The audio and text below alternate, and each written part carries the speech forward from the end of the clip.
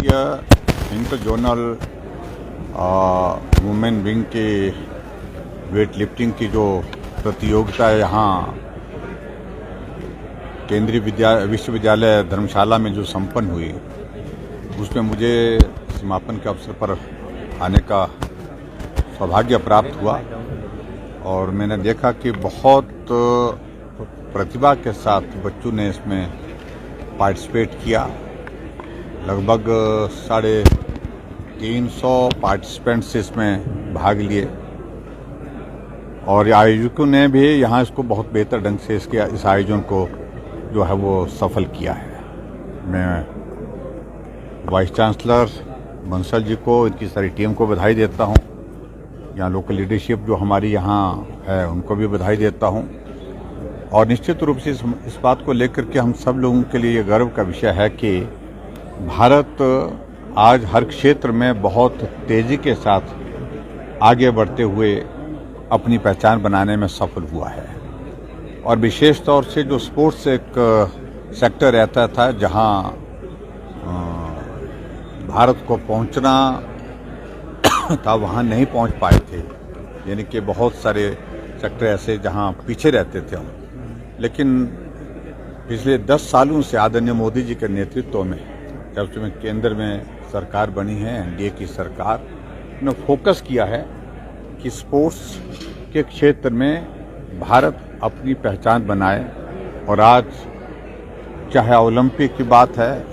चाहे एशियाड की बात है, चाहे अलग तरह बाकी और सारी गेम्स की बात है, भारत अपनी पहचान बनाने में उसमें बहुत सफल हुआ है और इसके लिए मैं आदरणीय प्रधानमंत्री जी का भी धन्यवाद करता हूं। और सबसे बड़ी बात है कि स्पोर्ट्स की प्रगति के लिए हम आगे बात अगर करें तो उसके लिए रिसोर्सेज बहुत आवश्यक है, साधन बहुत आवश्यक है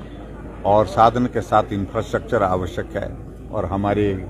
केंद्र सरकार ने इस बार 3600 करोड़ रुपए का जो है बजट प्रोविजन उसके लिए किया है, उसके लिए भी मैं प्रधानमंत्री जी का बहुत बहुत धन्यवाद करता हूँ। सर, बात करें अगर हिमाचल प्रदेश केंद्रीय विश्वविद्यालय धर्मशाला कैंपस का निर्माण नहीं हो पा रहा है, आपने भी बात कही है, क्या क्या?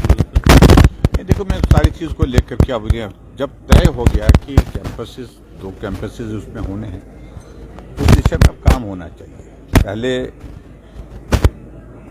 धर्मशाला में ज़मीन की कठिनाई थी, ज़मीन नहीं मिल पा रही थी, ज़मीन मिली तो उस पर कुछ जो टेक्निकल इश्यूज थे उसके वो सारी चीज़ें अब क्लियर हो गए। अब मुझे लगता है कि देहरा के साथ साथ में